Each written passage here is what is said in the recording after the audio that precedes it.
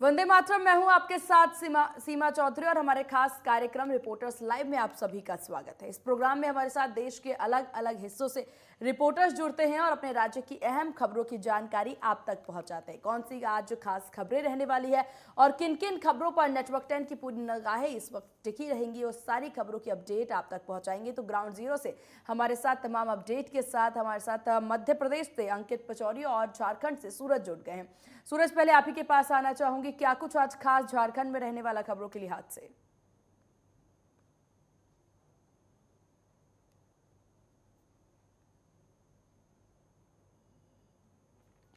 चलिए अंकित के पास चलते हैं। मध्य प्रदेश से हमारे संवाददाता अंकित पचौरी बने हुए हैं। अंकित, क्या कुछ खास आज मध्य प्रदेश में खबरों के लिहाज से?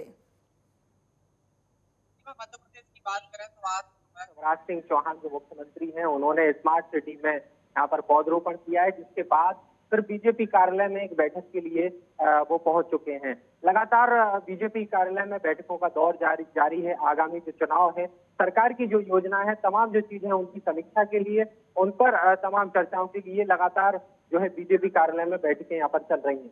अभी इस वक्त बीडी शर्मा जो प्रदेश अध्यक्ष हैं बीजेपी के, वो इस बैठक में शामिल है। साथ ही जो प्रदेश संगठन मंत्री हैं नित्यानंद शर्मा, साथ ही शिवराज सिंह चौहान मुख्यमंत्री, तमाम पदाधिकारी यहाँ पर मौजूद हैं और विभिन्न यहाँ पर मुद्दों को लेकर के यहाँ बैठक यहाँ पर चल रही है। दूसरी खबर की बात करें तो फिर सिवनी में जो मॉब लिंचिंग हुई है आदिवासियों की, 2 आदिवासियों की मौत यहाँ पर हो गई थी। बजरंग दल का नाम यहाँ पर सामने आ रहा है। कल एक डेलीगेशन यहाँ पर पहुंचा है सिवनी के सेमरा गांव में, जिसमें सांसद और मंत्री और विधायक 5 लोगों का दल, ये डेलीगेशन यहाँ पर पहुंचा है, जिसमें जांच की। हालांकि इस बीच बीजेपी के जो डेलीगेशन यहाँ पर गया था, उसको जो गांव के लोग हैं उनके आक्रोश का सामना यहाँ करना पड़ा। बीजेपी के खिलाफ यहाँ नारेबाजी की गई।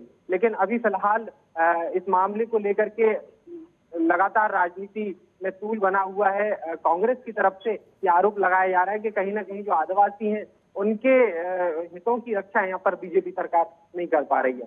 साथ ही तीसरी खबर की बात अगर हम करें सीमा, तो मध्य प्रदेश का जो निवाड़ी जिला है, वहाँ की ओरछा तहसील में एक बार शिवराज सिंह चौहान का बुलडोजर यहाँ पर चला है। लगभग 28 करोड़ की जमीन जो जिस पर कब्जा हुआ था, वो कब्जा मुक्त यहाँ पर कलेक्टर ने शासन के आदेश पर यहाँ पर कराया है। बताया जा रहा है कि वहां पर जिला झांसी के खैलार निवासी अरविंद यादव, जो कि एक सपा पार्टी के एक बड़े राजनीतिक हैं, राजनीति में बड़ा दबदबा रखते हैं, उनका यहाँ पर इस जमीन पर कब्जा था।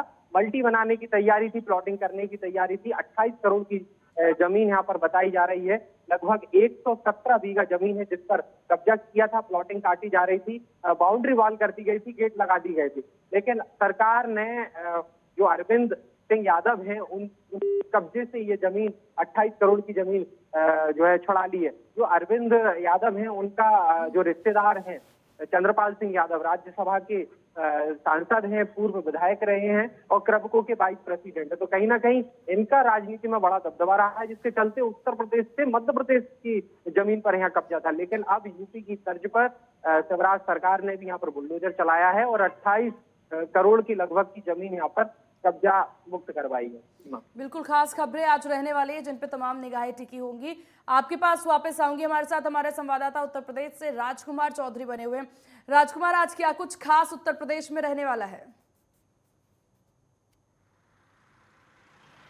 बिल्कुल सीमा, निश्चित तौर पर आज उत्तर प्रदेश में कई महत्वपूर्ण कार्यक्रम हैं।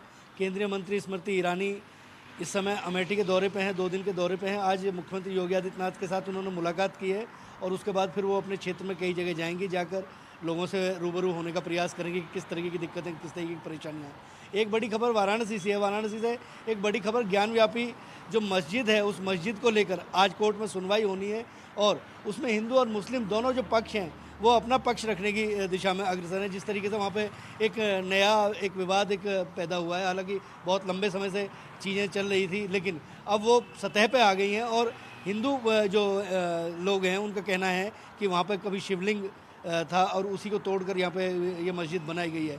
इसका इतिहास क्या है, किस तरीके की इसमें चीज़ें निकल के आई हैं, क्या अब तक इन्वेस्टिगेशन हुई है, पुरातत्व विभाग की तमाम तरह की जो तथ्य हैं वो तथ्य वकील अपने कोर्ट में रखेंगे। उसके अलावा एक और खबर अखिलेश यादव की आ रही है। अखिलेश यादव आज चंदौसी और 2 और अन्य जनपदों के दौरे पे हैं और वो वहाँ पर जाकर समाजवादी पार्टी के कार्यकर्ताओं और अपने संगठन के बारे में लोगों से मिलने का प्रयास करेंगे। कुछ और गतिविधियाँ हैं, पॉलिटिकल गतिविधियों में शामिल होंगे।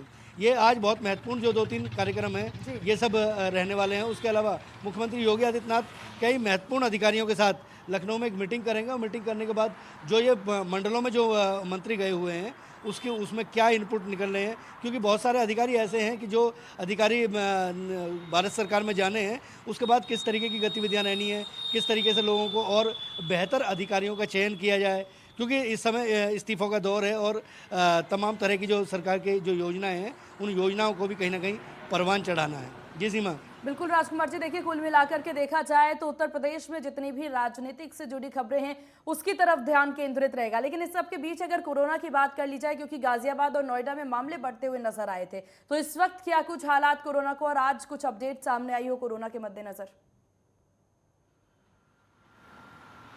बिल्कुल स्वाभाविक तौर पर, क्योंकि दिल्ली से बिल्कुल सटा हुआ गौतम बुद्ध नगर और गाजियाबाद 2 जनपद ऐसे हैं उत्तर प्रदेश के कि जो बिल्कुल सीमा दिल्ली से सटती है, और उसके अलावा मीडिया हब होने के अलावा क्योंकि बहुत सारे विस्थापित लोग हैं और औद्योगिक नगरी होने की वजह से भी यहाँ पे कोरोना के जो मामले बढ़ रहे हैं। हालांकि उसको लेकर जो स्वास्थ्य समितियाँ बनाई हुई हैं उनकी मॉनिटरिंग लगातार हो रही है। जिलाधिकारी, सीएमओ और तमाम तरह के जो अधिकारी हैं उनको बूस्टर डोज लगाने का कार्यक्रम इस समय शुरू है और तमाम तरह की जो एहतियात हैं उन एहतियातों को बरतने के निर्देश जो दिए गए हैं उसका समय समय पे निरीक्षण हो रहा है। तो इसलिए इसमें कहीं भी पैनिक होने की आवश्यकता नहीं है, क्योंकि प्रशासन की तरफ से जो इनपुट मिल रहे हैं उसमें बिल्कुल स्पष्ट तौर पे कहा गया है कि लोग अपनी सुरक्षा अपने आप रखें, क्योंकि जिस तरीके से 2 लहरों से हम लोग गुजरे हैं और हर व्यक्ति अब कोरोना के बारे में जान चुका है, समझ चुका है। इसके साथ कहीं ना कहीं जीने की आदत लोगों को डालनी होगी और इसी को लेकर जो नए इनपुट हैं केवल वो मिल रहे हैं जिस तरीके से नए जो मामले आ रहे हैं सामने। लेकिन अगर देखा जाए तो सही होने की क्षमता भी काफ़ी है और इतना भ्रामक जो एक दौर था सीमा, जिस समय हालात और परिस्थितियां बहुत बेहतर नहीं थे, लेकिन अब शायद कोरोना उतना प्रभावी नहीं है, लेकिन उसके बावजूद भी क्योंकि एक अदृश्य दुश्मन है उससे कहीं ना कहीं बचे रहना है, तो इसलिए गाइडलाइन बिल्कुल जारी है। बिल्कुल, और चलिए हमारे साथ सूरज बने हुए हैं लगातार। सूरज, आज क्या कुछ खास खबरें रहने वाली हैं? की महत्वपूर्ण खबर की बात करें तो आज झारखंड के पूर्व मुख्यमंत्री और भाजपा विधायक दल के नेता बाबूलाल मरांडी की विधायकी पर सबसे बड़ा फैसला आना है। बाबूलाल मरांडी अपने समय रहते हुए दल बदल के मामले में उनके ऊपर आरोप लगे हैं और आज झारखंड विधानसभा के अध्यक्ष रविंद्रनाथ महतो इस मामले पर वो फैसला सुनाएंगे, क्योंकि बाबूलाल मरांडी पर दल बदल का मामला लगा है, आरोप लगे हैं। बाबूलाल मरांडी की जो पहली पार्टी थी झारखंड विकास मोर्चा, वो अपनी पार्टी को झारखंड भाजपा में यानी भाजपा में उन्होंने विलय कर दिया था और विलय करने के बाद उन्हें एक अच्छी औहदी मिली थी झारखंड भाजपा के अंदर में, जो कि बाबूलाल मरांडी आज के तारीख में झारखंड भाजपा के विधायक दल के नेता यहाँ पे झारखंड में है। तो ऐसी स्थिति में यह मामला दर्ज हुआ था झारखंड विधानसभा में और उसी मामले पर आज उसके विधायकी पर आज फैसला आना है। तो यानी कुल मिला के ये कह सकते हैं कि झारखंड में बाबूलाल मरांडी को लेकर एक बड़ी फैसला आज आना यहाँ पे देखा जा रहा है। और दूसरी महत्वपूर्ण खबर की बात करें तो आपने देखा कि झारखंड के आईएएस अधिकारी पूजा सिंघल के ऊपर जो ईडी ने छापेमारी की है और छापेमारी के दौरान 17 करोड़ 31 लाख रुपए जो बरामद हुए, उस मामले में कल अभिषेक झा जो उनके पति है, अभिषेक झा जो पूजा सिंघल का पति है, उनसे भी कल ईडी ने लगभग 8 घंटे लगातार पूछताछ करी है। और आज की कयास ये लगाया जा रहा है कि थोड़ी देर के बाद अभिषेक झा को पुनः ईडी अपने दफ्तर में बुलाकर पूछताछ करेगी कि आखिरकार इतनी बड़ी रकम उन्होंने कहां से अर्जित करी है। और इससे पहले आपने देखा कि जो अभिषेक पूजा सिंघल के जो सीए सुमन कुमार गुप्ता को ईडी ने 5 दिनों का रिमांड पे लिया है। कल भी पूजा सिंघल के जो सीए है सुबोध सुमन कुमार सिंह और अभिषेक झा से लगातार ईडी ने पूछताछ की, दोनों को आमने सामने बैठाकर, और आज भी क्या ये लगाया जा रहा है दोनों को वापस आमने सामने बैठाकर ईडी पुनः फिर से पूछताछ करेगी, क्योंकि अभिषेक झा के ऊपर आरोप लगे कि 123 करोड़ के जो रांची में पल्स हॉस्पिटल बनाए गए हैं, आखिरकार वो पैसा इतनी भारी रकम कहां से आई और अभिषेक झा ने ये पैसे कहां से इकट्ठा करके उन्होंने इतनी महंगे हॉस्पिटल का निर्माण किया। क्योंकि कहा यह जा रहा है कि जब पुलिस ईडी ने जब जांच पड़ताल करी और जो फाइलों को जो उन्होंने खंगाला उसमें यह पता चला कि अभिषेक झा एचडीएफसी बैंक से मात्र 23 करोड़ रुपए लोन लिए थे, लेकिन उनका हॉस्पिटल की जो कीमत है आज के डेट में वो 1 करोड़ 30 लाख रुपया, तो माफ कीजिएगा 130 करोड़ रुपए की है। तो ये 130 करोड़ रुपए यानी वो इतनी सारी रकम वो कहां से लेकर आया। कहा यह भी जा रहा है कि इस पूछताछ में ईडी को कई साक्ष्य से हाथ लगे हैं, जो ईडी अपने तरीके से उस तमाम चीजों को, तमाम फाइलों को खंगालने की कोशिश कर रही है। कहा यह भी जा रहा है कि अभिषेक झा और जो सीए है सुमन कुमार सिंह, उनसे भी आज लगातार ईडी के जो अधिकारी है वो भी पूछताछ करेंगे। तो ये कह सकते हैं कि कहीं ना कहीं झारखंड के जो आईएएस ऑफिसर है पूजा सिंघल की जो मुश्किल है वो बढ़ती जा रही है। इसके अलावा अगर हम बात करें कि कुछ साल पहले की अगर बात करें तो इससे पहले जो खनन सचिव हुआ करते थे श्रीनिवासन, उनके ऊपर भी ईडी का मामला दर्ज हो सकता है, क्योंकि वो भी अपने समय में रहते हुए, खनन अधिकारी रहते हुए करोड़ों रुपए की घोटाला उन्होंने किया। तो इस मामले को लेकर कहीं ना कहीं ईडी की भी दबिश श्रीनिवासन को ऊपर भी पड़ सकता है। और तीसरी महत्वपूर्ण खबर की बात करें तो आपने देखा कि झारखंड में मौसम को लेकर जिस तरह से हाई अलर्ट जारी की थी और उसके दरमियान आज पूरे प्रदेश में कहीं ना कहीं मौसम का जो मिजाज है वो पूरी तरह से यहाँ पे आप देख सकते हैं कि पूरी तरह से बादल छाई हुई है। जो आसानी का जो असर, जो तूफान आसानी का असर है वो झारखंड में भी कहीं ना कहीं पर्दे का असर यहाँ पे जताया जा रहा है। जी बिल्कुल सूरज, और यहाँ वक्त हो चला एक बहुत छोटे से ब्रेक का। ब्रेक के बाद फिर होंगे वापस और बताएंगे आपको कि कहाँ कहाँ क्या कुछ खास खबरें रहने वाली है।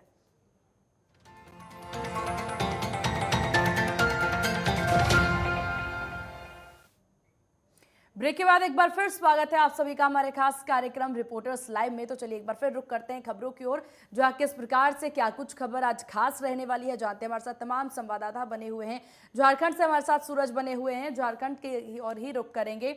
झारखंड से सूरज हमारे साथ बने लगातार और बिहार से हमारे साथ हैं विवेक रंजन। सूरज, किस प्रकार से हम बात कर रहे थे मौसम को लेकर के, तो यहाँ अगर मौसम की बात कर ली जाए तो बिजली संकट भी साथ के साथ चलता नजर आ रहा है। झारखंड में बिजली को लेकर के किस तरह की स्थिति? लेकिन निश्चित तौर पर अगर देखा जाए, फिलहाल अगर हम मौसम की बात करें तो आपने देखा कि आंध्रा से कहीं ना कहीं आंध्र तट से ये आसानी जो तूफान है वो उड़ीसा आएगा और उड़ीसा के बाद बंगाल या खाड़ी की ओर रुख करेगी। तो निश्चित तौर पर जो नीच दबाव का जो आसार यहाँ पे बने हुए हैं उसका असर कहीं ना कहीं झारखंड के राजधानी रांची समेत कई जिलों में देखने को मिलेगा। मौसम वैज्ञानिकों ने कहा कि रांची समेत राज्य के लगभग आधे दर्जन से भी ज्यादा जिलों में मौसम का जो कह सकते हैं कि बारिश और जो बूंदाबूंद बारिश और जो तूफान है उसका कहीं ना कहीं असर झारखंड के कई जिलों में देखने को मिलेगा। हालांकि कोई विशेष इसकी असर झारखंड में देखने को नहीं मिलेगी, लेकिन मौसम का जो मिजाज है वो सुबह से बदल चुका है झारखंड में। कहा यह जा रहा है कि 11, 12 और 13 यानी 3 दिन पूरे झारखंड के कई जिलों में मौसम का मिजाज बिल्कुल इसी तरह से बना रहेगा। तो ये कुल मिला के कहा जा सकता है कि कहीं ना कहीं जो आसानी तूफान का असर है झारखंड में बहुत ही देखने को मिलेगा। लेकिन जहां तक बिजली की बात है, बिजली संकट की बात है, तो बिजली संकट की जो स्थितियां हैं जो पहले की तरह बिल्कुल उसी के तरह है। फिलहाल बिजली के संकट को देखते हुए जो राज्य सरकार है उनकी तरफ से फिलहाल ऐसी कोई पहल नहीं की गई। लेकिन हाँ ये कह सकते हैं कि जहां एक टाइम पे जहां पे बिजली 24 घंटे में 15 से 16 घंटे कटी हुई रहती थी, लेकिन अब उसमें कहीं ना कहीं थोड़ी बहुत सुधार हो रही है। तो यानी कुल मिला के ये कहा जा सकता है कि झारखंड में जो बिजली की स्थिति है उस बिजली की स्थिति में कहीं ना कहीं झारखंड वासियों को पहले की अपेक्षा अब थोड़ी सी बिजली की स्थिति में सुधार देखने को मिल रही है। बिल्कुल, और लाजमी भी है, सुधार होना जरूरी है। हमारे साथ बिहार से हमारे संवाददाता विवेक रंजन बने हुए। बिहार में क्या कुछ खास आज विवेक खबरों के लिहाज से रहने वाला है?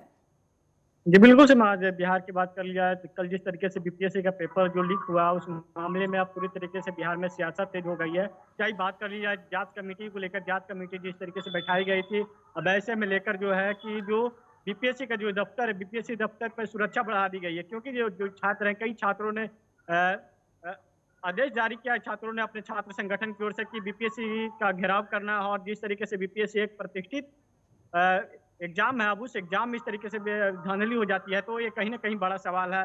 अब ऐसे में लेकर बिहार में भी सियासत हो रही है। जो नेता प्रतिपक्ष तेजस्वी यादव वो सवाल खड़ा कर रहे हैं कि सरकार में जब एक छोटे से एग्जाम मैट्रिक और इंटर के एग्जाम होते हैं उसमें पेपर लीक हो जाती है तो ये क्या बात है।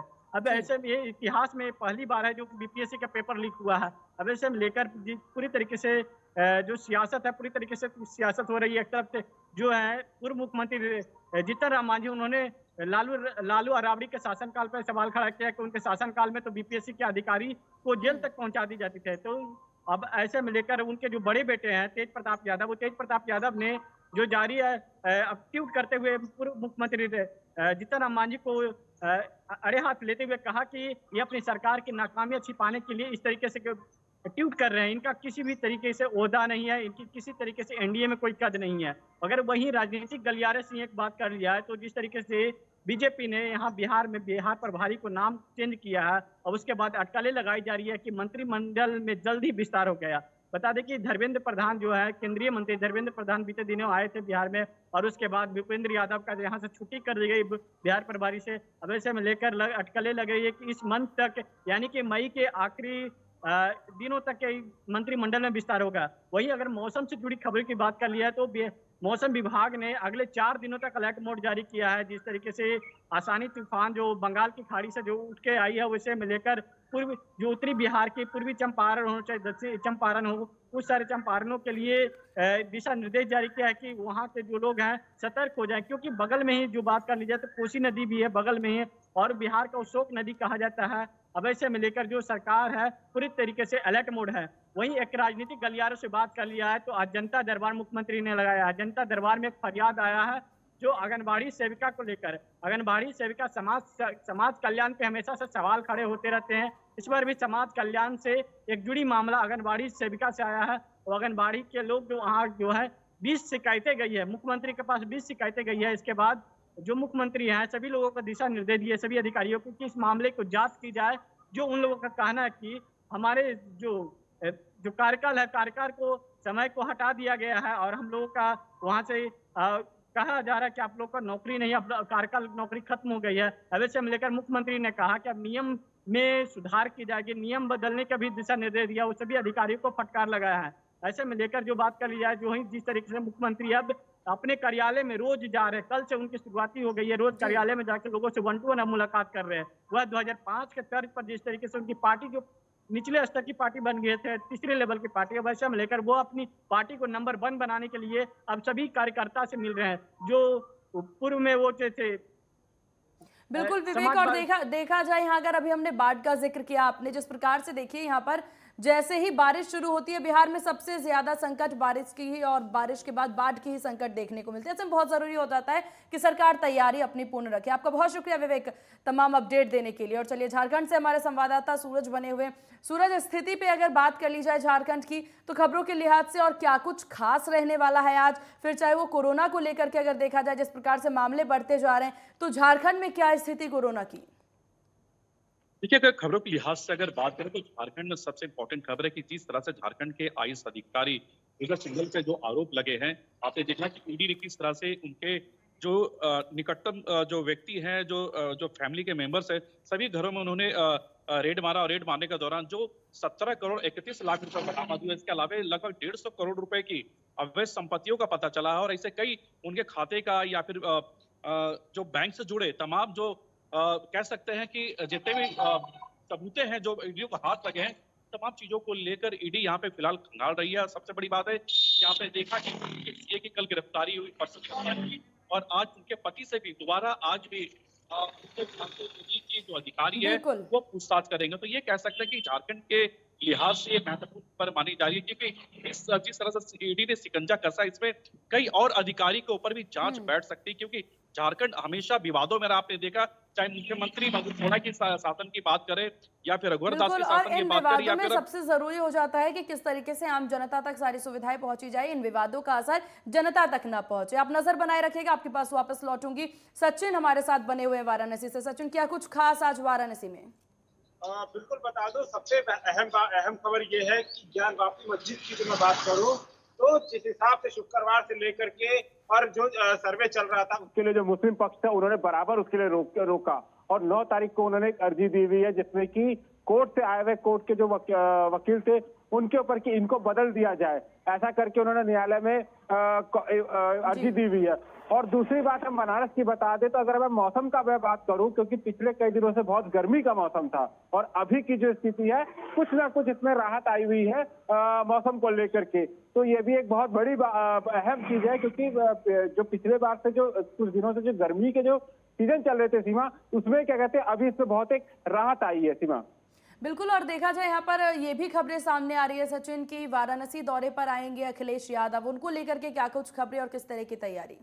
बिल्कुल बता दें कि वाराणसी पहुंच चुके हैं क्योंकि एयरपोर्ट से होते हुए उनको बनारस से सटा जिला चंदौली पड़ता है, वहां जाना है क्योंकि वहां एक मनराजपुर में जो घटना घटी थी लड़की के साथ, उसको उनके परिजन से और उनके लोगों से मिलने जाना है क्योंकि वाराणसी से जस्ट सटा हुआ जिला है चंदौली के बगल में सैदराजा, वहीं पर वो अपनी एक मिलने जाएंगे परिजनों से क्योंकि कुछ दिन पहले वहां एक घटना घटी थी जो लड़की को पुलिस प्रशासन के द्वारा मार दिया गया था। सीमा बिल्कुल, और इन सब के साथ देखा जाए तो वाराणसी में जिस तरीकों को लेकर के यहाँ पर मौसम विभाग की आपने बात की, बिजली संकट के बारे में भी आप अपडेट दे दीजिए और साथ ही साथ कोरोना को लेकर के क्या कुछ अपडेट? बिल्कुल, मैं पहली बात बिजली की करूंगा। बिजली की जो स्थितियां हैं उसके अंदर थोड़ा सा इसके अंदर प्रभाव हुआ है क्योंकि बिजली की जो संकट थी उससे थोड़ी चीजें सुधर रही हैं। और आपने बात की कोरोना की, तो कोरोना के केसेस लगातार बढ़ोतरी की ओर बढ़ रहे हैं। इसके ऊपर यहाँ की जो प्रशासन है, जो यहाँ के जो डॉक्टर, मुख्य चिकित्सा अधिकारी हो गए या यहाँ की जो प्रशासन है, वो भी इस पे शिकंजा कसने के लिए पूरा प्रयास कर रही है। सीमा, चलिए, आपका बहुत शुक्रिया तमाम अपडेट साझा करने के लिए, और तमाम रिपोर्टर आप सभी का बहुत शुक्रिया तमाम जो अपडेट आपने साझा किया। और खास बात, इस रिपोर्टर लाइव में बस इतना ही। बने रहिए नेटवर्क 10 के साथ। जय हिंद।